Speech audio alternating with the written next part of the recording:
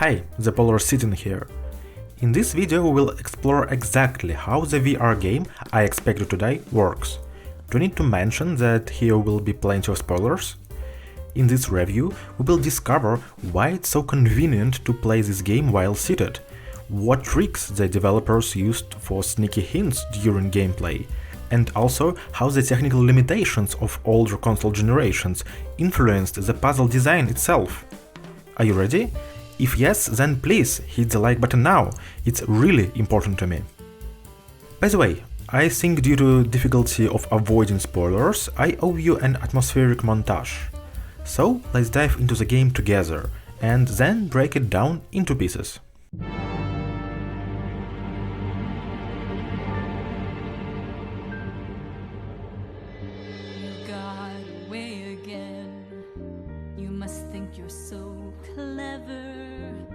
I promise you, agent, can't escape me forever.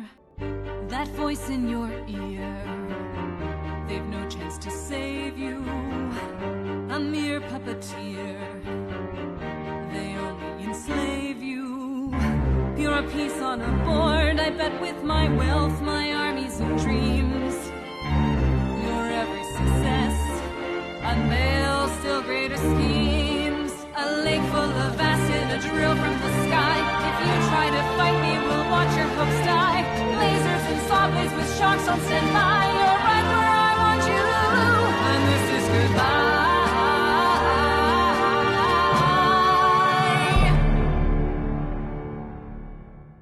I expect you to die. The game I Expect You to Die was released in 2016 by the studio Shell Games. The game earned approximately $3 million, however, considering the size of the studio, 110 people, I would say the game just paid off its 2 years of development. This game is the first in the I Expect You to Die series, and Shell Games seems like an independent studio. So here we have a truly unique project, unrestricted by anything. Let me remind you of the main points of the game. We play as a secret agent, saving the world from the evil corporation Zeraxis. We have telekinetic implants, but at the same time in each mission we're somehow locked in one place. We are paired with another agent, whom we can only hear. Starting with evacuation of the main villain's car, we continue the investigation to the laboratory where a dangerous virus is being produced. After neutralizing it, we steal secret data from a submarine and narrowly escape death in the escape pod, for some reason full of grenades. From the retrieved data, we learn about a log house in the Alps, where we disarm a dangerous machine that affects gravity. After all of these adventures, we're finally given a vacation, which, however, turns out to be a secret operation to rescue a defector. After sipping Indian tea, we return to work, this time stealing secret plans from a bunker under Madrid. During the evacuation from the bunker, we're forced to redirect the secret weapon to our coordinates, which may lead to the destruction of the Spanish capital. And finally, the last mission takes us to the space station, where we destroy the main weapon of the villain. And I will remind you that through all of this, the flow of jokes of our partner doesn't stop. Ah, the old gun through the mail slot trick. I used to do that at the office when I was an agent. I was asked to stop. Well, having refreshed the events from the game, let's proceed directly to the analysis. But before that, I will mention the challenges I promised in the last video. They simply didn't fit into this one, so I uploaded them as a separated video. Check the description. As soon as you start the game, you'll be greeted by a musical intro with the names of the authors. Personally, I like it. The decision is very unexpected for a game, but in my opinion it echoes the trends in cinema. They also started inserting some of the credits at the beginning. And it's time to reveal the true treasure for this review. As if especially for us, those who like to dig into details of games, the developers' comments are hidden in the game. The I Expect You to Die you are playing now is the end result of many, many iterations. So let's listen to what the developers themselves can tell us about the development process. When we first started this project, it was a series of interface prototypes to see what would feel good in VR.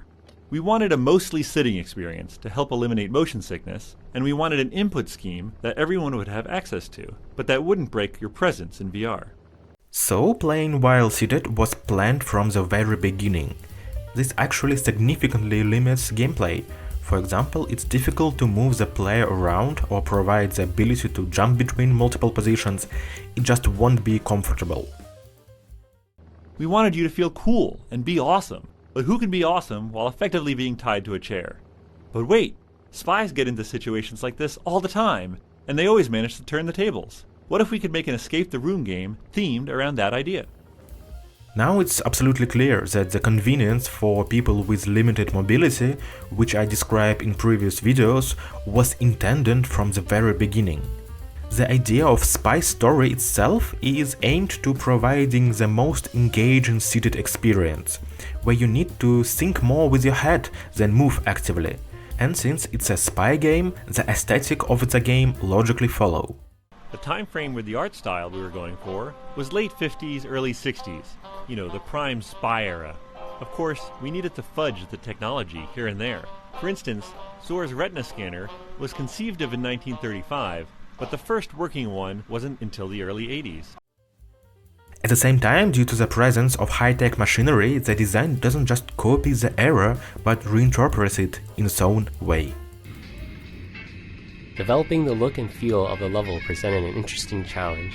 We wanted the familiar spy imagery of the 1960s, but space leans more on the futuristic and modern side.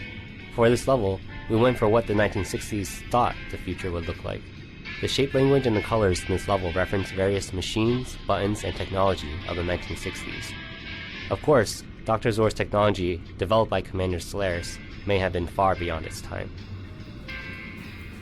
Let's continue discussing the decisions that led to the final form of the game. For a location, we wanted something that was familiar and had good affordances. That is, things around you would lend themselves to natural interactions you could immediately grasp and understand. If those affordances were varied, pulling, turning, pushing, opening, all the better. A car interior lent itself to that, as well as the seated experience we were after. So the choice of locations was no accident either. I would say the locations are arranged in the right order. In the beginning we have a car locked in a plane, then the window washer, although here we're already penetrating the secret laboratory, but still you can say it's look ordinary. And at the end of the sequence, the space station, probably the most unusual location. This order makes it easier to get into the game. At first, to get used with graphics and controls, and then to fully immerse yourself into the plot and variety. I already mentioned the game's release year, 2016. This introduced certain limitations, including optimization for older generations of VR headsets. Let's listen to what the developers have to say about this. For texture memory and draw call reasons, there are only 4 unique book covers in the office. Indeed, the book covers are the same, including for the other levels. But perhaps the major limitations are associated with the introduction of zero gravity. The gravity machine in Operation Winter Break was one of the trickiest things to optimize because of all the floating objects bumping into everything. A level built around variable gravity would be foolhardy madness. So that's exactly what we did. We made it feasible by restricting the number of free-floating objects to about a dozen or so. This restriction also led to the computer taking over clue duties, which usually fall to the cards and notes you see in other levels. All these limitations of the number of objects clearly influence the puzzles themselves. To complete each level, you need a relatively small number of items. Often because of this, the puzzle solution narrows down to trying out what you can interact with. By the way, thanks to this, I simply missed several puzzles in the bunker level under Madrid. Although I usually read all of the notes in the level, but for some reason I decided to ignore the burned instruction here. I brute forced the lock only counting on sound, and quickly finished the level in speedrun mode, also by trial and error picking the password for the chair. And by the way, in such playthrough it's impossible to lock the door, so you are forced to pass faster than the flamethrower comes. Death engine activation in 10 minutes. Mark the death In comparison, in a regular playthrough, we must assemble the puzzle, find the missing part for it, lift the chair, take out the goggles from it, use them to find the key, properly solve the combination lock, and then calmly solve the puzzle of how to launch the chair by closing the door and using a bunch of hints. But in my playthrough, I just skipped all of this. And here it's worth mentioning the challenges and souvenirs. Obtaining collectible items in the office is an obvious motivation to do these challenges. And the challenges themselves serve as guides for exploring the level. For example, in this very level, to complete the challenge of obtaining the hive mind wooden thing, I had to find a way to wait for the hive mind, and then block the hole with a cork.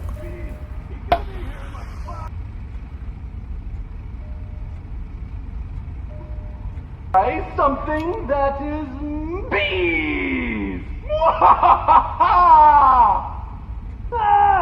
Why are there so many bees? Don't swat them! And if I had ignored the challenges, I wouldn't even have known about the character they specially voiced and created bee swarm mechanic for it. So challenges brilliantly complement the puzzle idea itself. They increase replayability and allow you to explore all parts of the level, even if you missed them during the main playthrough. Let's get back to the mechanics and the developer solutions. Another thing we wanted to keep in mind was close interactions versus far interactions. Sometimes far interactions can set up a grand scale of things, but really it's the close interactions that work the best in VR. Freezing things and being able to look all around them is really cool. Being up close and personal is more fun in VR. Indeed, the ability to attract and place objects in the air works well, but it's more satisfying to walk with objects while holding them in your hands. Overall, the game maintains a good balance. Telekinesis is almost always only needed for pulling objects toward you. Apart from defusing the rocket bomb, I can't recall a place where you truly need to manipulate objects with telekinesis. I was particularly pleased with the control of the robot hand when we do it with the joystick. But what if an item falls, for example, behind a table? How do we attract it if we can't see it? Fortunately, the developers have thought of this as well and came with a very clever solution. One of the problems we had to solve on I Expect You to Die was objects getting hidden behind other objects in a level.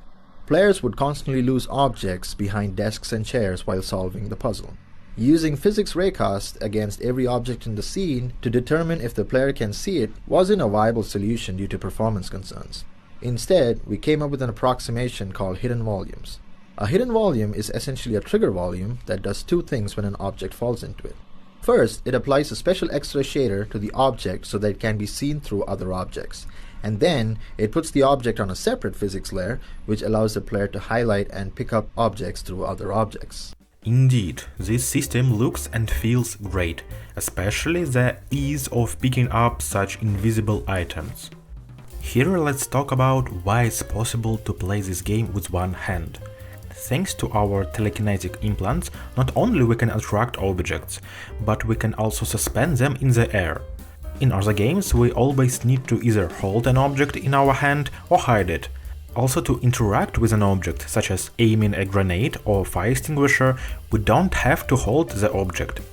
It's not directly realistic, but in the process it's perceived okay. I don't know if it was intended that way or if it happened by accident, but this game is truly acceptable for a wide range of people. And it's also worth mentioning multifunctionality.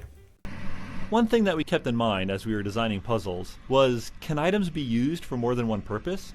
For instance, the bottle is fun to play around with. You can pop the cork, release the champagne, have a little moment of celebration, but you can also break the bottle and use the shards of glass to cut the wires on the bomb. Is it the multi-tool or the unitasker? Whenever possible, we'd go for the multi-tool. This really resonates with my own findings in development. I formulated it as follows. The key to intuitive control lies in having multiple possible interaction pathways. The more ways there are to perform a certain action, like defusing a bomb, the more users will say that your product is intuitive to use. However, when it's come to puzzles, finding a balance between intuitiveness and challenginess is indeed difficult. As the developers themselves say, the amount of thoughts was enough to build a second game. I'm pretty sure we could make an entirely new level based on some of the stuff we tried and cut. Maybe we still will. If we do, pretend you didn't listen to this. And some ideas have to be abandoned due to budget limitations. For one brief, beautiful afternoon, an epic attack and battle with a giant squid was floated as a climax to this puzzle, before budgetary sanity reeled us back in. Perhaps in a future installment? But only if you go and post in the comments that you want more squid battles. Overall, for a game of this size, I would call the development quite massive. I've already mentioned the idea rejection, but also a lot of testing iterations were conducted for each level. This was the first puzzle we physically prototyped with cardboard boxes, or as we have come to lovingly refer to it as, brown boxing. This means they actually set it up a stand with boxes for each level, where they tested the layout in the real world. For example, this is how they refined the newspaper on the train level. We iterated on the text in this newspaper at least a dozen times, from big changes in the puzzle to little tweaks in wording and image placement. Half of the changes were made in the brown box stage, that is, when we prototyped with cardboard. At one point there was math involving subtracting years from each other, and turns out people do not like doing math in VR. I think it's because you can't move your fingers and count on them well. Yeah, but they're still a calculation puzzle. While we still do have a little bit of math, it's much simpler now. And remember, Halloween is on the 31st. No, I didn't remember it. Here I will note that, for my experience, only people directly from the US remember the existence of Halloween. Personally, I solved this puzzle by brute force. In addition to cardboard layouts, the developers actively utilized all other methods of testing. Just to remind you, especially if you are not familiar with the development. At the beginning, a gray box is usually created, a level made from cubes, spheres and planes. It's simply used to test basic mechanics, but you also need a lot of imagination to play it. Next comes a white box, where all the items are more or less shaped in the colors and forms, but it lacks the final graphical touches. So, there was a lot of work on these stages too. During rapid whiteboxing, we normally test out the scenes with low-fidelity baked lighting. The downside with this is that it's very hard to get a feel for what the scene will actually look like. To solve this, we started whiteboxing with real-time lights in a deferred rendering pipeline, testing that out in VR. When we were satisfied with the results, we folded back into forward rendering with baked lights. And let me remind you, in addition to good gameplay and graphics, optimization was also tested, to ensure the game runs smoothly on any devices.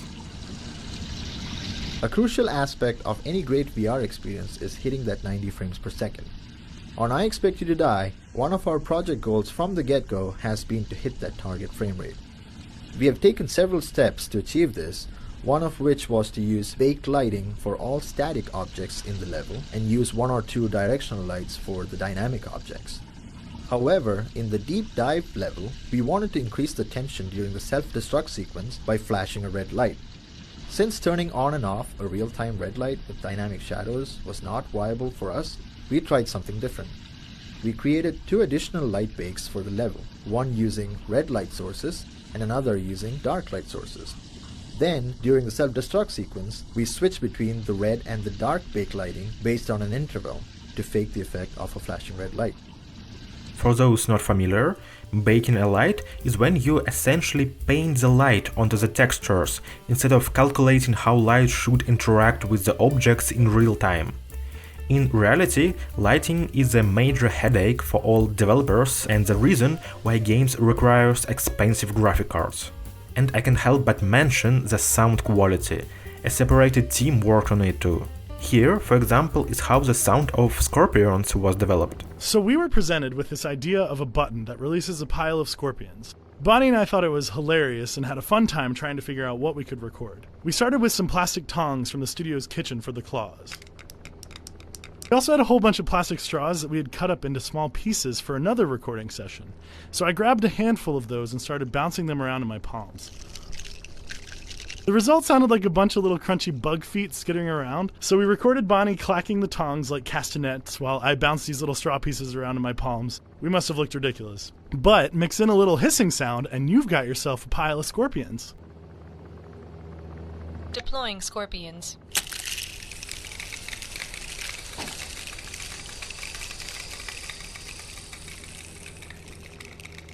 Is it necessary to say that it is all just for one of the many sounds in the game? Also, I can't help but insert a couple of comments from the actors who voiced their roles. Oh, hi. Actually, this is Naomi Kyle. Hey. Hope you're enjoying this submarine experience. I am, of course, the voice of the submarine AI that you hear in your head. And I hope that you guys enjoy it because I had a really great time voicing this character for you. So, hope you don't die. Bye. Being asked to perform in I Expect You to Die is my proudest personal achievement. Little old hive mind out there on the big stage.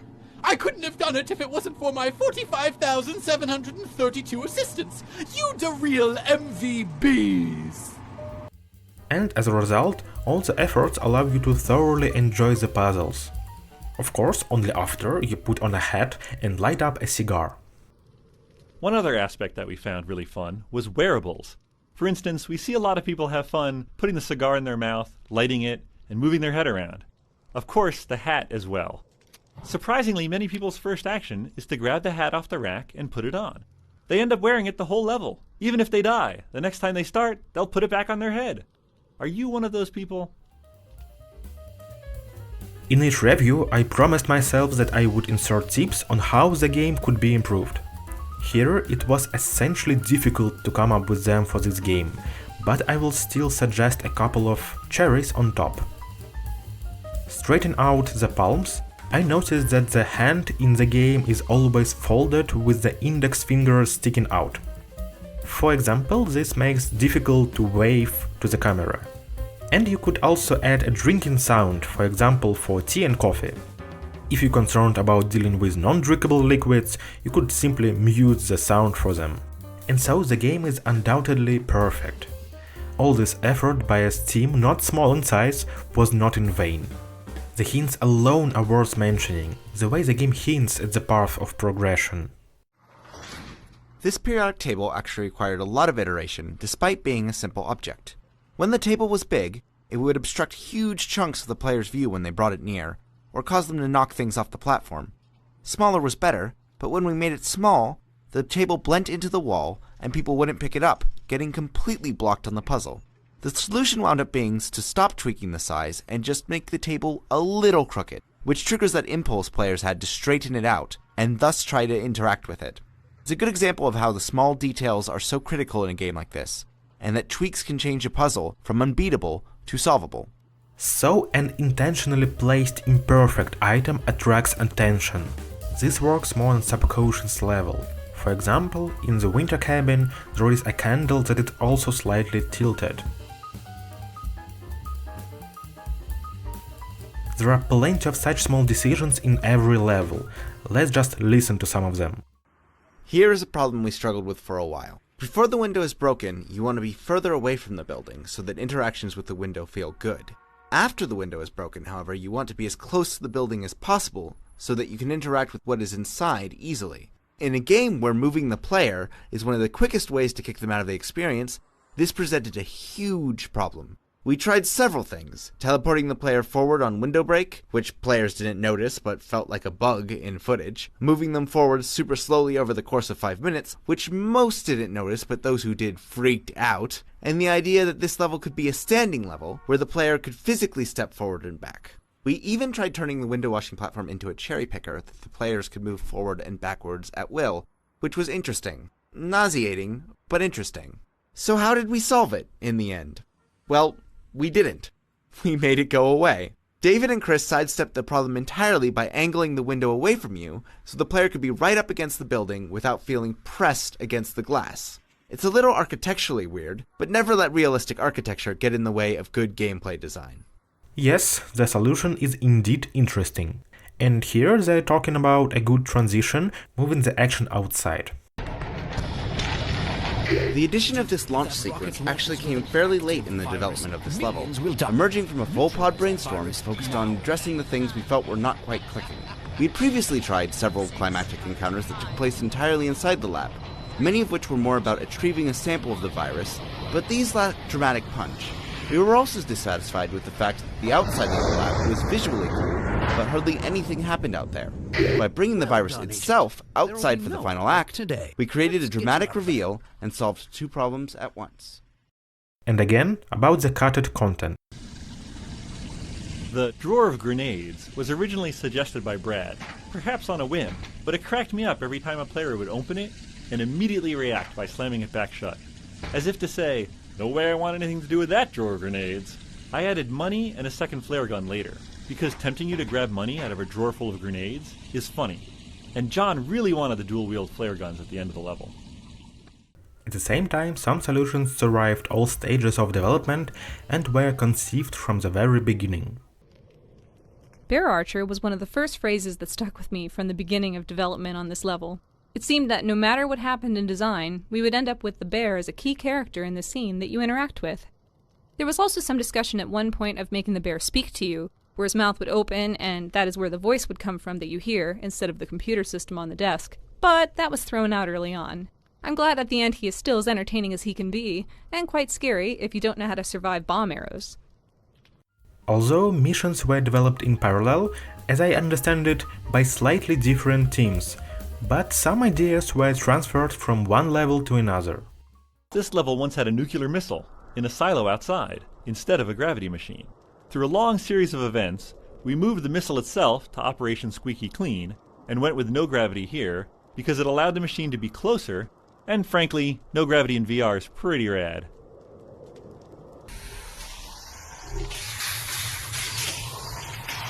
Zero gravity is super fun in VR, and while a whole space station level never manifested itself, this machine is clearly the next best thing. And here lies the game design decision. Instead of introducing boring clichés, for example with gadget case, the developers cleverly hid items within the interior. There was a point in time when we had all your equipment in a secret agent briefcase, but it felt anticlimactic just having all your tools dumped in your lap, and a complex interaction of equipment sockets and an articulated physics object got awful really quick, so we cut the suitcase and decided to use a puzzle to reward you with equipment instead. Also in this level they planned to make the train move. Originally, the team wanted this level to be in a moving train, and since any kind of motion in VR needs to be handled carefully, it was one of the first things we prototyped. At first, our results were promising and people who were prone to VR sickness seemed to do fine. However, as we started adding more visual and audio feedback, the comfort level started reducing. While we think there is a world where we could have made this work, we knew it would be at the cost of delivering a fun level, and so we decided not to do it. Instead, we came up with the story of Dr. Zor stopping the train on a bridge in the middle of nowhere and sending assassins your way. But as the developers claim, the movement still made it into the final version. The train stopping sequence at the beginning of the level was initially just audio that we played before fading into the level. We were never fully satisfied with this introduction. Later in development, we evaluated introducing some motion to better sell the sequence. However, personally, I didn't notice it.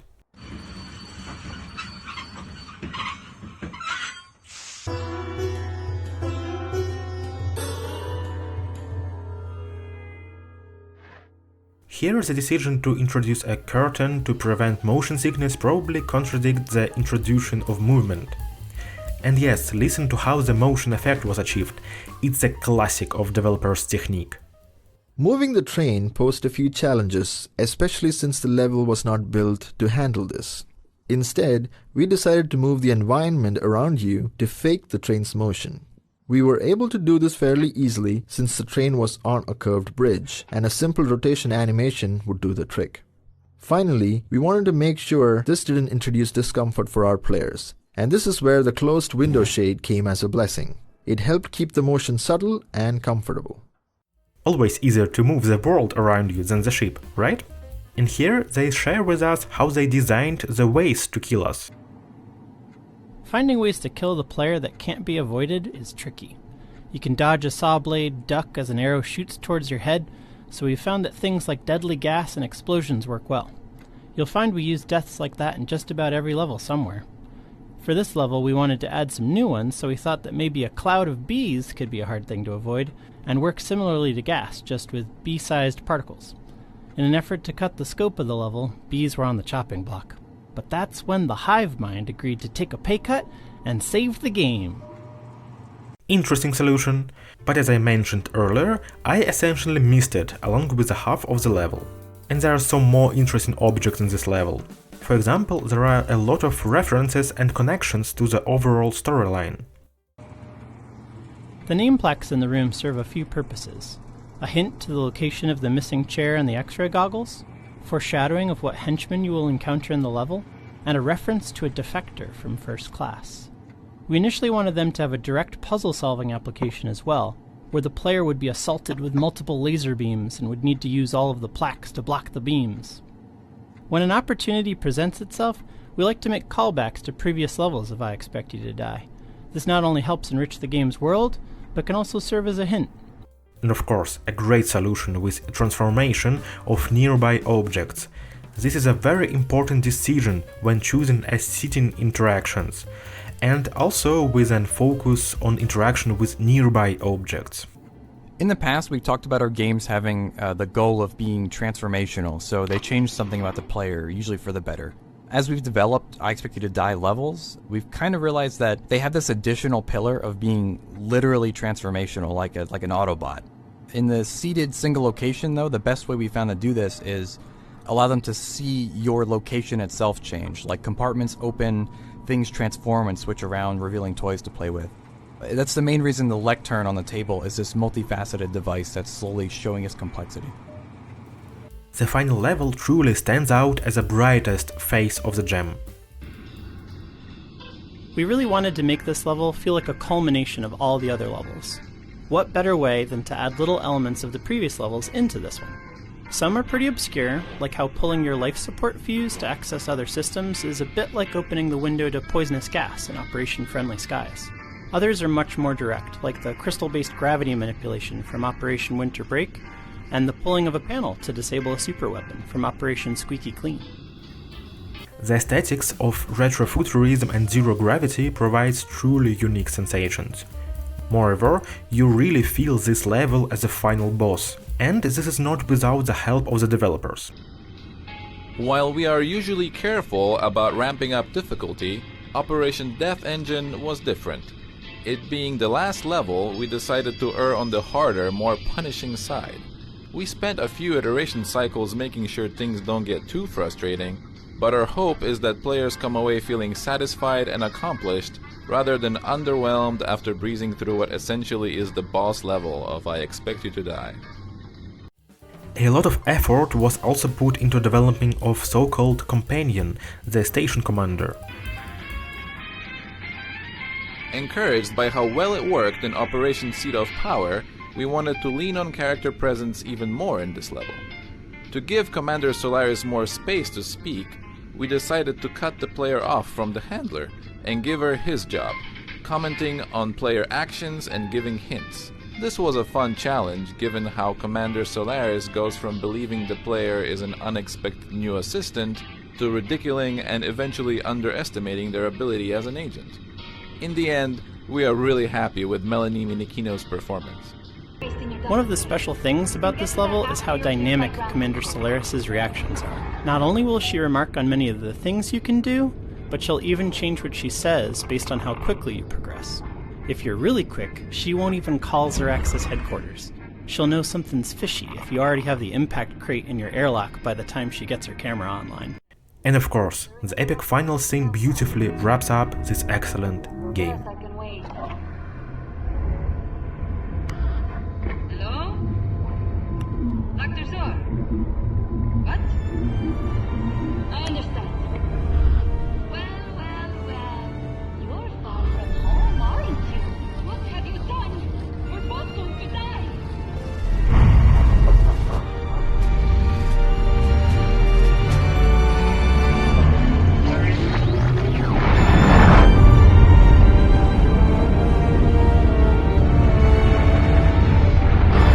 Be seeing you, Agent